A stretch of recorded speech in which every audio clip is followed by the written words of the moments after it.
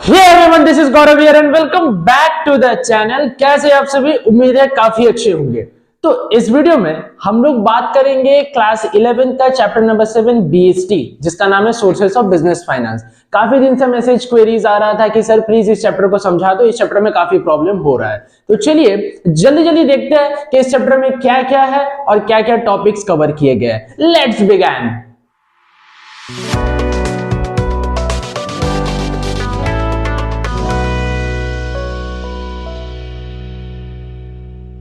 तो बात करेंगे कि सबसे पहले सोर्सेस ऑफ बिजनेस फाइनेंस, ये जो टॉपिक है ये मेरे किस बारे में है। ठीक है, तो सबसे पहले ये बात करते हैं कि business finance refers to the money required for carrying out business activities. It is associated with the acquisition of funds. Business finance यानी जो पैसा है वो क्यों चाहिए सर? बिजनेस को रन करने के लिए। ये तो ऑब्वियस सा बात है, ये तो नॉर्मल सा बात है, आप भी समझ रहे हैं और मैं भी समझ रहा हूं। Business finance refers to the money required for carrying out business activity. It is associated with the acquisition of funds. ठीक है, चलो अब आगे बढ़ते हैं। इतना तो समझ आ गया कि सर फाइनेंस का रिक्वायरमेंट, पैसा का रिक्वायरमेंट तभी होता है जब बिजनेस हम लोग को ग्रो करना होता है या फिर उसको स्टार्ट करना होता है या फिर कुछ एसेट्स परचेज करना होता है, तो जरूरत तभी होता है। तो देखो नेक्स्ट टॉपिक क्या है, need of business finance. Business finance का जरूरत क्यों पड़ता है? सबसे पहले स्टार्ट एंड एस्टैब्लिश, स्टार्ट करने के लिए बिजनेस को, एस्टैब्लिश करने के लिए बिजनेस को। ठीक है, ये पहला पॉइंट था। दूसरा पॉइंट क्या है? Run day to day activities, जो हमारे डेली का एक्टिविटीज है उसको रन करने के लिए। से डेली की एक्टिविटीज कुछ मान लो मेंटेनेंस पे चार्ज हो गया, डेली वेजेस में वर्कर काम करते हैं उन लोगों को डेली पेमेंट करना, डे वाइज पेमेंट करना, ये सब है डे टू डे एक्टिविटीज। ठीक है, नेक्स्ट है मेरा एक्सपेंशन एंड मॉडर्नाइजेशन। एक्सपैंड करना यानी जो बिजनेस है, मेरे एग्जिस्टिंग बिजनेस है उसको और थोड़ा बढ़ा देना, उसको और थोड़ा बड़ा करना साइज में। और मॉडर्नाइजेशन, देखो बड़ा करना साइज में यानी जो स्केल ऑफ ऑपरेशन है, जो सेल्स हो रहा है, जो परचेज हो रहा है, उसको ज्यादा मात्रा में करना, ज्यादा क्वांटिटी में करना।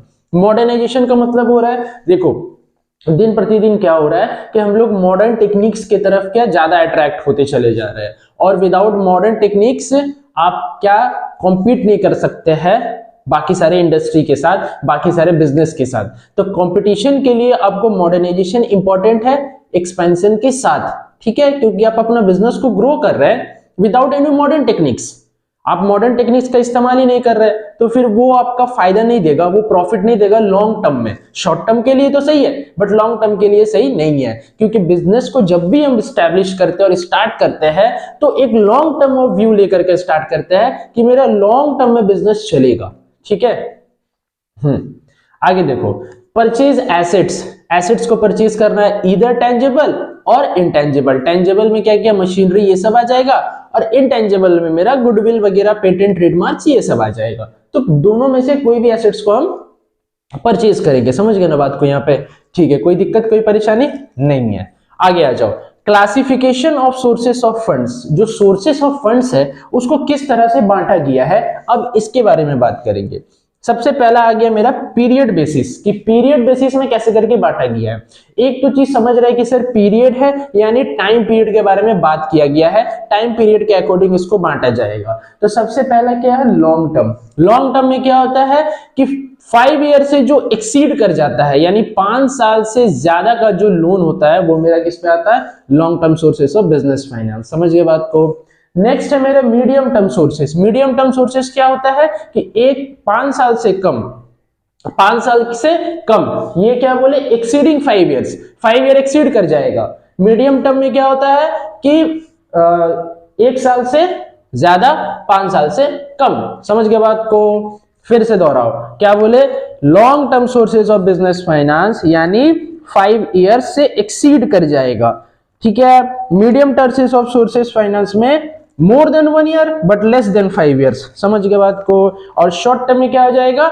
1 साल से भी कम यानी 1 ईयर से भी कम हो जाएगा। तो देखो लॉन्ग टर्म में एग्जांपल क्या क्या हो सकता है? शेयर, डिबेंचर, ये सब हो सकता है। मीडियम टर्म में कमर्शियल बैंक से लोन लिए हैं, कहीं से बोरो किए हैं। और शॉर्ट टर्म में क्या क्या हो जाएगा? ट्रेड क्रेडिट, कमर्शियल पेपर, ये सब क्या हो जाता है? Short term. शॉर्ट टर्म मतलब कि 1 साल से कम टाइम पीरियड के लिए अगर हम कहीं से लोन लेते हैं या फिर फाइनेंस क्या करते हैं? रेज करते हैं, तो that is called short term sources of business finance. Now medium term sources में क्या क्या बोले, कमर्शियल बैंक से लोन लेना, कहीं से और बोरो करना। लॉन्ग टर्म में क्या बताए, शेयर, डिवेंचर, मार्केट में शेयर बेचे, उससे हम लोग कैपिटल रेज किए। समझ गए बात को लेके, वेरी गुड। अब आ जाओ, क्या है ओनरशिप बेसिस। ओनरशिप बेसिस क्या है, ओनरशिप बेसिस के हिसाब से सोर्सेस ऑफ फंड को दो पार्ट में बांटा गया है, एक ओनर्स फंड और एक borrowed fund. Sir owner's fund और बोरोड फंड क्या होता है, ओनर्स फंड यानी जो कंपनी का ओनर क्या करते हैं, कंट्रीब्यूट करते हैं। जैसे अगर आप सोल ट्रेडर है, सोल ट्रेडर मतलब एक ही व्यक्ति होगा, वो मालिक होगा, वो सारा रिस्क भी लेगा, वो सारा प्रॉफिट भी क्या करेगा, अपने पास ही रखेगा। लॉस होगा तो भी उसका, प्रॉफिट होगा तो भी उसका, और सारा कैपिटल भी वही कंट्रीब्यूट करेगा। ये है सोल ट्रेडर। तो ओनर्स फंड यानी सोल ट्रेडर कैपिटल लगाया। पार्टनरशिप टाइप ऑफ बिजनेस में पार्टनर्स लोग कैपिटल लगा रहे हैं, कंपनी में शेयर होल्डर कैपिटल लगा रहे हैं, तो ये लोग ओनर है। तो ओनर यानी ओनर्स फंड यानी जो ओनर कंट्रीब्यूट करेंगे।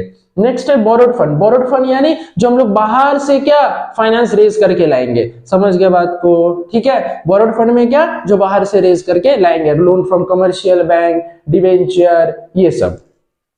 आगे देखो क्या है, सोर्स ऑफ जनरेशन बेसिस। अब जनरेशन के हिसाब से कैसे करके बांटा गया है। सबसे पहला है internal sources. Internal sources, internal sources क्या होता है, इंटरनल सोर्सेस वो होता है जो within the business organization हम लोग क्या फाइनेंस बोरो करता है, within the business organization. और एक्सटर्नल में क्या हो जाता है, outside the business organization. Internal में इंटरनली हम लोग रेज करेंगे फाइनेंस को, और एक्सटर्नल में क्या करेंगे, एक्सटर्नल सोर्सेस यानी बाहर से। और इंटरनल में क्या होता है, अगर लिमिटेड फाइनेंशियल ऑब्लिगेशन है, लिमिटेड यानी अगर छोटा मोटा फाइनेंस का जरूरत है, तो internal source is the best. Rather अगर आपको बड़ा फाइनेंस यानी लार्ज अमाउंट में अगर चाहिए कैपिटल, तो एक्सटर्नल सोर्सेस उसमें काम आएगा, क्योंकि उसमें आप इंटरनल सोर्सेस से क्या मीट नहीं कर सकते अपना रिक्वायरमेंट को। क्लियर एकदम से, ठीक है। अब आ जाओ ओनर्स फंड। देखो ओनरशिप बेसिस में ओनर्स फंड और बोरोड फंड बताए। अब ओनर्स फंड कितना टाइप का होता है, या ओनर्स फंड का क्या क्या सोर्स होता है। सबसे पहला equity share, then after preference share, then retained earning, then GDR. GDR यानी ग्लोबल डिपॉजिटरी रिसिप्ट। उसके बाद एडीआर, एडीआर यानी American depository receipt, and then Indian depository receipt. ये तो अपना है भैया, है ना, इंडियन है, ठीक है। चलो, तो ये सब होता है क्या क्या, इक्विटी शेयर, प्रीफरेंस शेयर और रिटेन्ड अर्निंग, उसके बाद very good GDR, then after very good ADR, उसके बाद आईडीआर यानी इंडियन डिपॉजिटरी रिसिप्ट। देखो मेरे साथ साथ बोलते चलना, तो क्या होगा, याद होते चला जाएगा, ठीक है, और परेशानी नहीं होगा एग्जाम टाइम पे। आ जाओ बात करेंगे इक्विटी शेयर क्या होता है, ठीक है। देखो मैं आप लोगों की चीज बहुत क्लियर कर देना चाहता हूं कि ये जो सब आप चीज पढ़ रहे, इक्विटी शेयर, प्रेफरेंस शेयर, ये आप अच्छे से और समझेंगे जब आप क्लास 12th में जाएंगे, चाहे आप बीएसटी पढ़ो या अकाउंटेंसी पढ़ो। अकाउंटेंसी में तो हालांकि प्रेफरेंस शेयर और इक्विटी शेयर का आपको प्रैक्टिकल बनाने को मिलेगा, बट बीएसटी में भी आपको थ्योरी मिलेगा, और इससे आप बेहतर चीज को समझ सकते हैं। तो अभी एक आपको बेसिक सा मैं नॉलेज दे देता हूं कि क्या होता है, कैसे सारा चीज को काम होता है। इक्विटी शेयर क्या होता है, do not carry a special right in respect of payment of dividend. कोई स्पेशल राइट कैरी नहीं करता है पेमेंट ऑफ डिविडेंड में, ठीक है। क्यों क्यों क्यों सर, क्योंकि देखो प्रेफरेंस शेयर होल्डर को सबसे पहला डिविडेंड मिलता है, then after equity share holder को मिलता है। क्या बोले, प्रेफरेंस शेयर होल्डर को सबसे पहले डिविडेंड मिलेगा, यानी सबसे पहले पेमेंट होगा, then after equity share holder को मिलता है। समझ गए बात को। और प्रेफरेंस शेयर होल्डर को बाय द वे इंटरेस्ट मिलता है, डिविडेंड नहीं मिलता है, ठीक है। अगर कोई पूछेगा कि प्रेफरेंस शेयर होल्डर को क्या मिलता है, तो बोलिएगा इंटरेस्ट, और इक्विटी शेयर होल्डर को बोलिएगा डिविडेंड। कैसे, देखो प्रेफरेंस शेयर के पहले ना परसेंटेज होता है, परसेंटेज 6%, 8%, 10%, ठीक है। हाँ, प्रेफरेंस शेयर के आगे क्या होता है, परसेंट होता है। तो डिपेंडिंग अपॉन द परसेंटेज वो लोग को इंटरेस्ट मिलता है प्रेफरेंस शेयर होल्डर को, बट इक्विटी शेयर होल्डर को क्या मिलता है, डिविडेंड मिलता है। समझ गए बात को, वेरी गुड। अब देखो मेरिट्स क्या क्या, ideal for adventurous investor, ideal for adventurous investor. बहुत सारे ऐसे इन्वेस्टर है ना जो रिस्क ज्यादा लेना चाहते हैं, जो एडवेंचरस है, उन लोगों के लिए सही है इक्विटी शेयर, ठीक है। उसके बाद क्या है, no obligation to dividend, dividend की तरफ कोई ऑब्लिगेशन नहीं। क्यों सर, क्योंकि पहले दे दो प्रेफरेंस शेयर होल्डर को, जो बचेगा वो फिर हम लोगों को देना, ऐसे इक्विटी शेयर होल्डर मान के चलते हैं। नेक्स्ट है मेरा सोर्सेस ऑफ फिक्स्ड कैपिटल। देखो equity share holder are the owners of the company. क्या होता है, जोर से बोलो, very good. Equity share holders are the owners of the company. तो अगर कोई भी कंपनी का, कोई भी बिजनेस का कोई ओनर है, तो उसका तरफ से जो कैपिटल मिलेगा उस पर्टिकुलर कंपनी को ओनर की तरफ से, वो तो फिक्स होगा, वो तो फ्लक्चुएट नहीं करेगा ना। मान लो कि मैं कोई कंपनी रन कर रहा हूं और मैं कैपिटल लगाया, तो क्या वो फिक्स होगा ना, एक बार दे दिए दे दिए, अब क्या फिर से थोड़ी मांग सकता है, नहीं मांग सकते रिटर्न बैक। आ जाओ, नेक्स्ट है no charge on asset. Asset पे कोई चार्ज नहीं होगा, समझ गए, यानी जितना कैपिटल आप दोगे बस उतना तक का ही आपका लायबिलिटी होगा। No personal asset should get affected, समझ गए, कोई भी पर्सनल एसेट आपका अफेक्टेड नहीं होगा। क्लियर है? तो ये इसका क्या था, मेरिट्स था। आ जाओ आगे, डीमेरिट्स क्या होता है देखो, risk of fluctuating return. Risk of fluctuating return, देखो इक्विटी शेयर होल्डर को क्या मिलता है, डिविडेंड मिलता है। और डिविडेंड क्या होता है सर, एक पार्ट ऑफ प्रॉफिट होता है। रिटेन्ड अर्निंग भी एक पार्ट ऑफ प्रॉफिट होता है। तो प्रॉफिट का कुछ हिस्सा किसको मिलता है, इक्विटी शेयर होल्डर को। और प्रॉफिट जैसे कि मान लो कि 2024 चल रहा है, इसका पिछले साल 2023 था, उसके पिछले साल 2022 था। अब 2022 में कंपनी का जो प्रॉफिट हुआ था, क्या 2023 में भी सेम प्रॉफिट हुआ था, जरूरी तो नहीं है। और 2024 में भी क्या सेम होगा, तो 2022 में जितना हुआ था 2023 में उतना नहीं हुआ, उससे ज्यादा हुआ होगा, इससे उससे कम हुआ होगा। 2024 में भी चांसेस क्या सेम है, या तो ज्यादा या तो कम। तो depending upon the profits of the company, equity share holder को डिविडेंड मिलता है। इसीलिए डिमेरिट्स क्या है, risk of fluctuating return. Return क्या करेगा, फ्लक्चुएट करेगा। समझ गए बात को, very good. High cost of capital, capital का कॉस्ट काफी ज्यादा हो जाता है, ठीक है। नेक्स्ट क्या है, लीगल फॉर्मेलिटीज, बहुत लीगल फॉर्मेलिटीज करना पड़ता है। अगर कोई कंपनी में आप अपना रजिस्ट्रेशन करवा रहे हो, यानी आप उसका शेयर खरीद रहे हो, आप उसको कैपिटल दे रहे हो, तो बहुत सारा फॉर्मेलिटीज से आपको गुजरना पड़ेगा। देन क्या है, डेंजर ऑफ ओवर कैपिटलाइजेशन, ठीक है। आगे देखो क्या फीचर्स में अब बात करते हैं। इक्विटी शेयर का मीनिंग समझ गए, मेरिट समझ गए, डिमेरिट समझ गए, अब बात करते हैं उसका फीचर्स के बारे में। रिस्क बियरर कैपिटल, एक बात बताओ, कैपिटल कौन कंट्रीब्यूट कर रहा है सर, शेयर होल्डर, यानी share holders are the owners of the company. Very good. तो अगर ओनर्स है, अगर वो ओनर है, तो रिस्क तो सबसे ज्यादा वही लोग के पास होगा। मान लो कि मैं कंपनी रन कर रहा हूं जिसका ओनर मैं हूं, ठीक है, तो मेरा जो कैपिटल होगा वो सबसे ज्यादा होगा, तो मेरा रिस्क भी तो सबसे ज्यादा होगा। हाँ, ये आप बोल सकते हैं कि सर अगर आपका रिस्क ज्यादा होगा तो प्रॉफिट भी तो ज्यादा होगा। सर ठीक है, मान रहे, बट एक वक्त के लिए सब कोई रिस्क नहीं उठाना चाहता। बहुत कोई ऐसे इन्वेस्टर है जो कि रिस्क नहीं लेना चाहते हैं, बट बिजनेस का तो ये रूल है, नो रिस्क नो गेन, ठीक है। और profit is the reward for risk taking. तो रिस्क बियरर कैपिटल समझ गए। मैच्योरिटी, जब मैच्योरिटी होगा तभी ये लोग डिविडेंड लेंगे, यानी पहले प्रीफरेंस शेयर को आप पेमेंट कर दो, देन आफ्टर मेरे को देना, ऐसे ये लोग का रूल चलता है। आगे क्या है, रिटर्न। इन लोगों को रिटर्न के तौर पे क्या मिलता है सर, इन लोगों को रिटर्न के तौर पे मिलता है डिविडेंड। इतना बार बता दिए, डिविडेंड मिलता है, डिविडेंड मिलता है, डिविडेंड मिलता है। अब मल्टीपल चॉइस क्वेश्चन में आएगा तो गलती मत कीजिएगा, बस एक ही रिक्वेस्ट है, ठीक है। क्लेम ऑफ रेसिडुअल इनकम, जो प्रीफरेंस शेयर होल्डर को देने के बाद इनकम बच जाएगा वो डिमांड करता है, कौन, इक्विटी शेयर होल्डर। इसीलिए रेसिडुअल इनकम बोला है, क्या बोला है, रेसिडुअल इनकम। समझ गए बात को ना, ठीक है।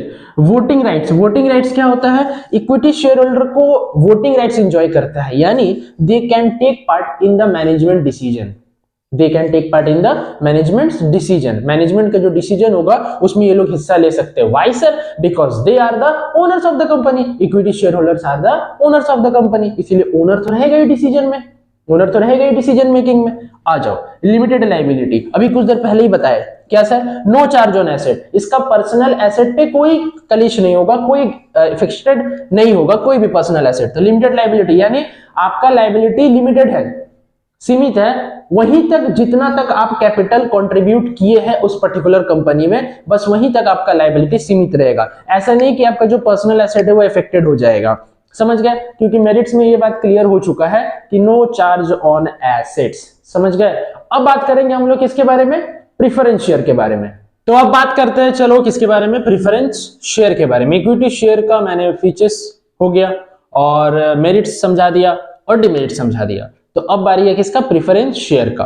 तो देखो प्रीफरेंस शेयर में क्या है, जैसे कि हम लोग पढ़े अभी इक्विटी शेयर में कि do not enjoy preferential right, clear है, do not enjoy preferential right in payment of dividend. इसमें क्या है, enjoy certain priorities regarding the payment, payment के रिगार्डिंग सर्टेन प्रायोरिटी एंजॉय करेगा at a fixed rate, fix rate में। और मैंने कुछ देर पहले समझा था, याद करो, इस यहां पे लिखे था ना 6% प्रेफरेंस शेयर, 8%, 10%, यानी वो परसेंट फिक्स है, तो वही चीज बता रहा है at a fix rate, fix rate में मिलेगा, सही है।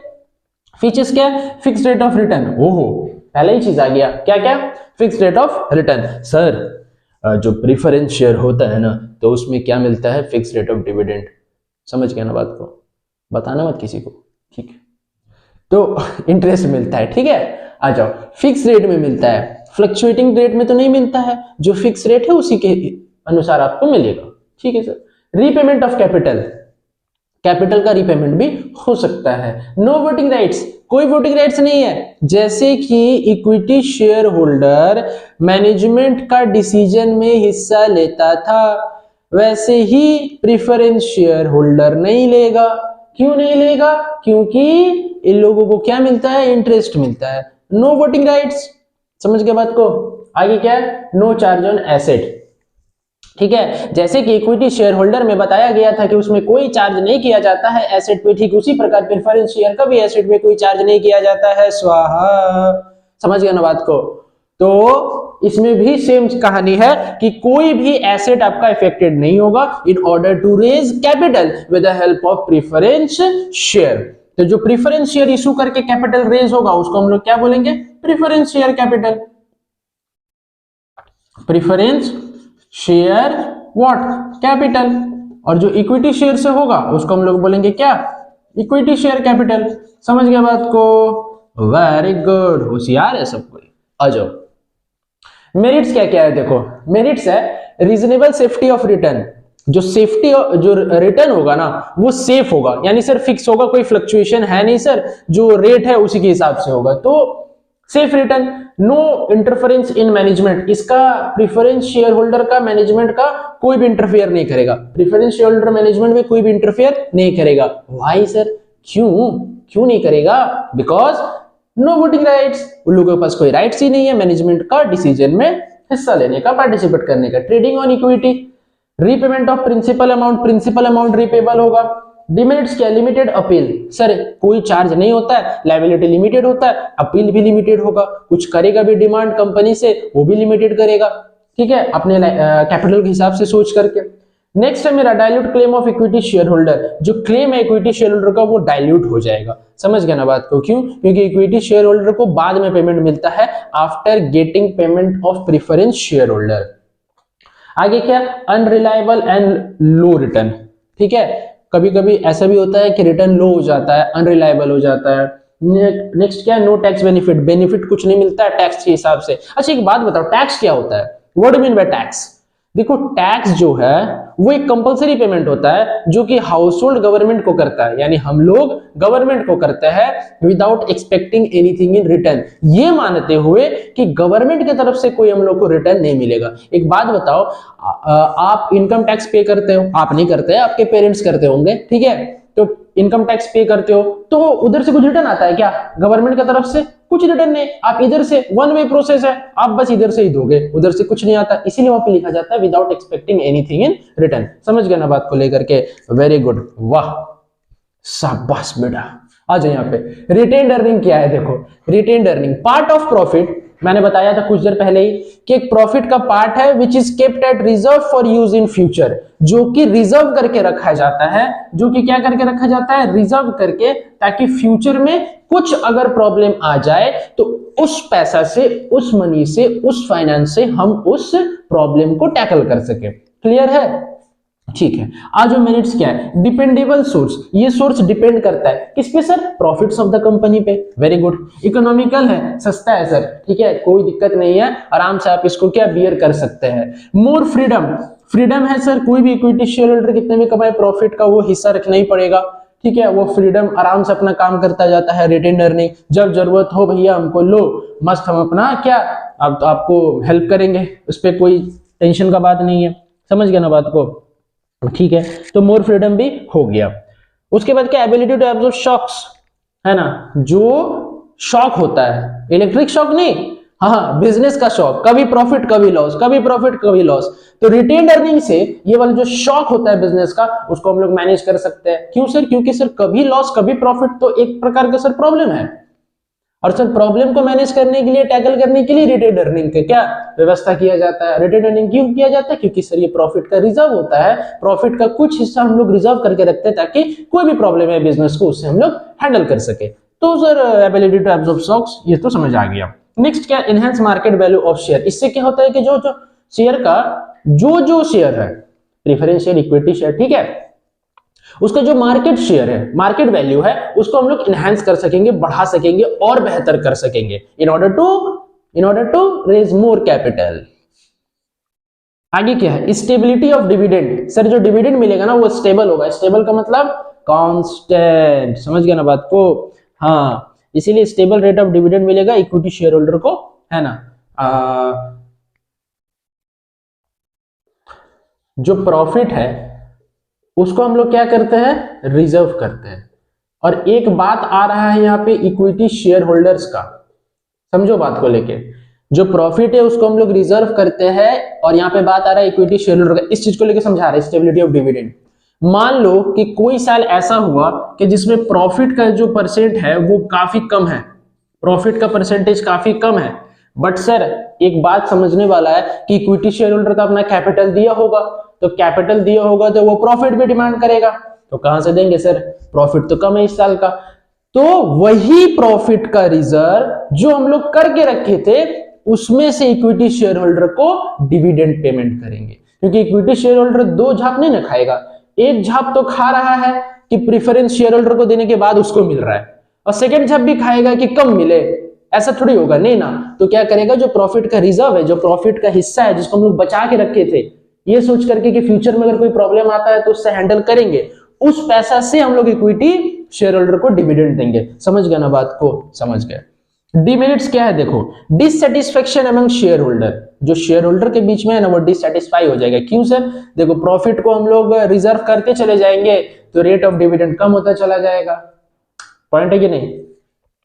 उसके बाद क्या है? अनसर्टेन। और देखो एक बात बताओ, अगर शेयर होल्डर तो अपना पूरा कंट्रीब्यूशन दे रहा है और अगर आप प्रॉफिट को रिजर्व करते चले जाओ, मान लो कि कंपनी का रूल ये है जिस साल जितना ज्यादा प्रॉफिट होगा उतना ज्यादा हिस्सा हम लोग किस पे रखेंगे? रिटेन्ड अर्निंग पे। तो गलत है, फिर गलत है कि नहीं है?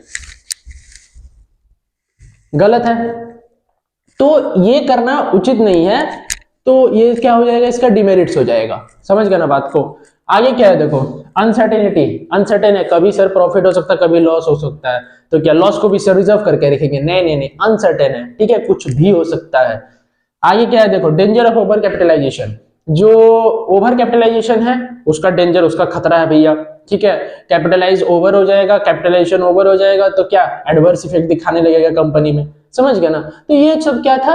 रिटेन अर्निंग के बारे में, ठीक है। तो अब मेरा क्या बचता है? आईडीआर, एडीआर और जीडीआर। समझ गया ना बात को? तो देखो बहुत कोई ऐसा कहना है कि ये सर सिलेबस से हट चुका है, फिर भी मैं थोड़ा थोड़ा आप लोगों को बता देता हूं। देखो जीडीआर क्या होता है? Global depository receipt. ये सारा कुछ होता है फॉरेन करेंसी में, और फॉरेन में एक्सचेंज होता है, फॉरेन में ट्रेड होता है। हम लोग फॉरेन में जा करके क्या करते हैं? फॉरेन करेंसी से हम लोग कैपिटल रेज करते हैं। ये ग्लोबल डिपॉजिटरी रिसिप्ट। एडीआर क्या होता है? American depository receipt. American depository receipt होता है कि नॉन यूएस कंपनी, यानी जो कंपनी यूएस में नहीं है, वो क्या करता है? यूएस कंपनी को, यानी यूएस का जो सिटीजन है उसको कंपनी को लोन देता है, यानी फाइनेंस प्रोवाइड करता है एक प्रकार से। उसको हम लोग कहते हैं क्या? ADR. Non US company American को क्या करता है? फॉरेन कैपिटल रेज करने के लिए हेल्प करता है। समझ गया ना बात को? आगे क्या है? IDR, Indian depository receipt. देखो इंडियन डिपॉजिटरी रिसिप्ट है तो इंडियन रुपीज में होगा, है ना। और इससे क्या होगा? जो फॉरेन कंपनी है वो क्या करेगा? फंड रेज करेगा। समझ गए? जो फॉरेन कंपनी है वो क्या करेगा? फंड रेज करेगा in the Indian market. Indian market में आकर के फंड रेज करेगा। तो जीडीआर हो गया कि सर जो फॉरेन करेंसी में फॉरेन में होता है फंड रेज। एडीआर हो जाएगा नॉन यूएस कंपनी अमेरिकन को क्या देते हैं, सपोर्ट करते हैं कि आप फॉरेन में कैपिटल रेज करो। और आईडीआर का मतलब होता है इंडिया में ही होगा, इंडियन करेंसी यानी रुपीज में, जो लीगल करेंसी है इंडिया का। इससे क्या होगा कि जो फॉरेन के इन्वेस्टर है वो अट्रैक्ट होंगे इंडिया से कैपिटल रेज करने में। समझ गए बात को? तो इतना ही था। तो देखो मेरा जो ओनर फंड है, जो मेरा ओनर्स फंड है वो हुआ कंप्लीट। अब नेक्स्ट वीडियो में चर्चा करेंगे हम लोग किसके बारे में, बोरोड फंड के बारे में। ये वीडियो सारे दोस्तों तक शेयर कीजिएगा। वीडियो पसंद आए वीडियो को लाइक कीजिएगा, चैनल में न्यू है तो प्लीज चैनल को सब्सक्राइब कर दीजिएगा। Till then bye bye, wish you all the very best, keep growing and keep learning.